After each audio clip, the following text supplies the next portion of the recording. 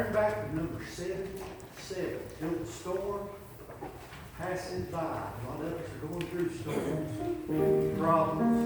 But thankful the Lord never leaves us, never forsakes us. And He will keep us safe till the storm passes by.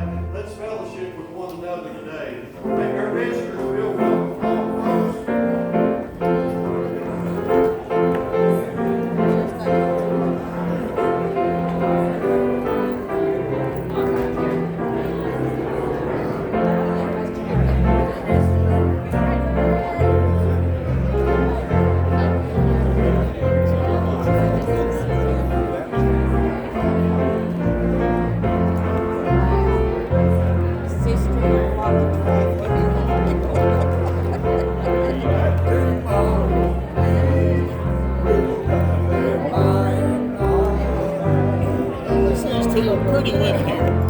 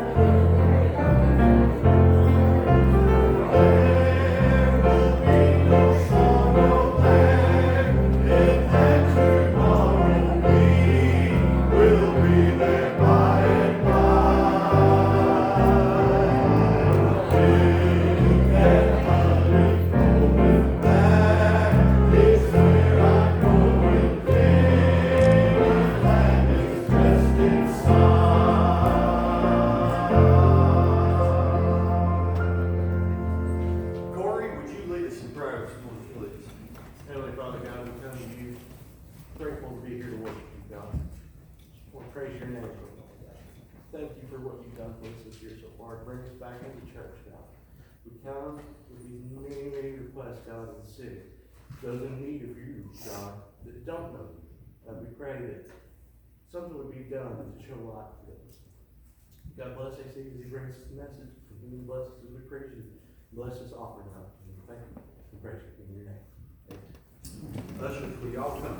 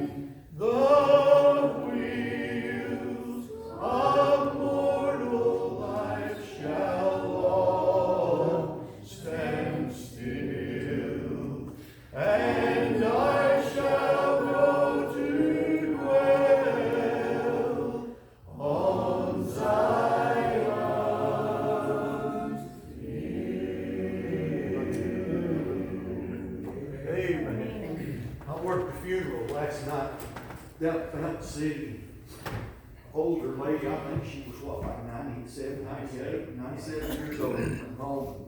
And I noticed they kept carrying quilts in. And I said, boy, it's a pretty quilt. And they said, well, now all made all the grandchildren want. She left behind a wonderful gift that'll keep on giving for years, you know. And I got to thinking, sitting there a minute ago, you know what? Only thing I want left behind when I die and it comes my time to go, he was saved by the grace of God. Amen. There ain't nothing else I can do when that time comes, and nobody can say one thing that's going to change one thing. But the only thing that matters when you stand face to face with God, folks, is whether you've been washed in the blood of the Lamb and saved by His grace. Amen. Nothing else is going to do. Oh God, I done this and I done that. That don't matter. All that matters is, are you a child of God? And I'm so thankful this morning when I was 8 years old. Little white church up there on the bull run. One night the Lord knocked on the door of my heart, and I was sitting there, and Mama says, "You feel like you're lost?" And I said, "Oh, yes, I do." And I prayed, and all I could say was, "Lord, save me." And that burden just lifted. It went away. I ain't never been the same since, and I never will be again. I'm so thankful that I'm saved. I'm ready to go. Someday God's going to call, and I'm going on to Zion's Hill. I'll be up there with Him and all the saints. It's going to be wonderful. You know, sometimes even in the best of times down here, I just asked the Lord this week. I've been working so hard, and I said, "Lord, just give me some peace." You know, we're going to have peace that lasts forever and ever and ever when we get there. I know we've got peace here. The Bible teaches us it does, but this old flesh gets weary sometimes, and it gets aggravated and just nervous and stuff. But up there, we ain't going to deal with that, are we? We're going to be with the Lord and with His family forevermore. That song says, "All the bells of heaven ring." Oh, it's going to be wonderful when we hear that heavenly music, isn't it? I'm so looking forward to it. Well, I'll shut up here. And Larry's going to sing "God Bless America" for this morning. I'm thankful in the country in which I live, and I'm thankful that I get to go to church. Ain't you? Amen. So sing along with me this morning. Great. Hey, I'll just say this right now for you. I was preaching that funeral that he was working last night, and she was 97 years old. And I had known the family. The last contact I had was in 1962. And I was talking to her grandson. And he said, "Larry, I got to tell you what I've been through. 20 years I did alcohol and drugs." He said, "I didn't know for 20 years what was going on in my life." And I said, "Man, that's tough. How did you get out of it?" And he said, "My wife and I started going to a Pentecostal church. And I'd lay down at night and she'd cover me up with a handkerchief that had been prayed over at the church. And I'd get so mad I'd throw it off, you know. And I'd wake up in the morning and that handkerchief would be back on my head." And he said for years she prayed for me. She prayed, and this was her mother that we were burying. She prayed for me, and she would not give up at all. And she continued to pray and continued to pray. And he says, "Now I'm free of that demon. Yeah. It's behind me." And his children were there, and he introduced me to them and shared with me about them. And now they're all going to church together, a little Baptist church out here. And I invite them to come over. You know, come and see us sometime. We'd love to have you.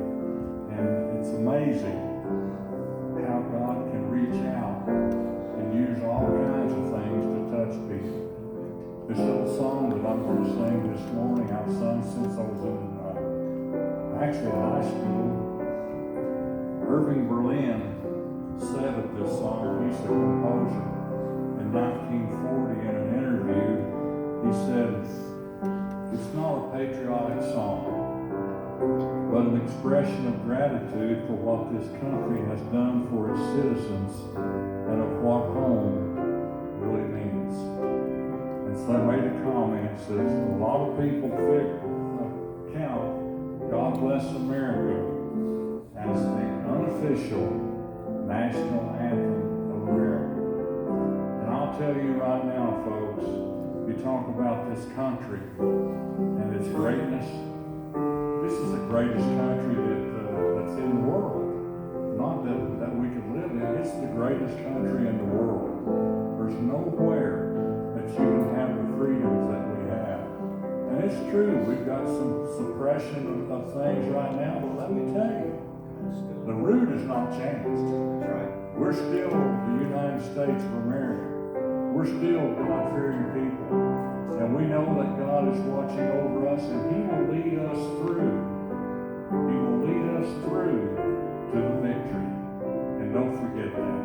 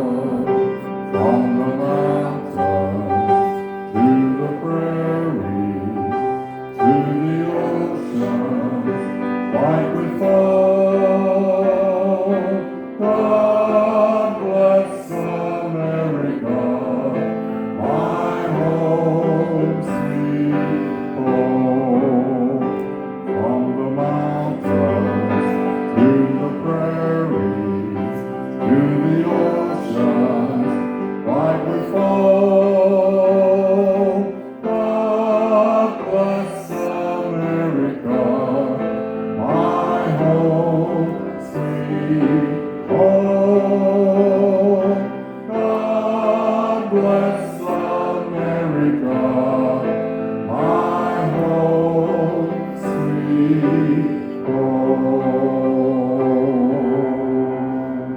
While you're up.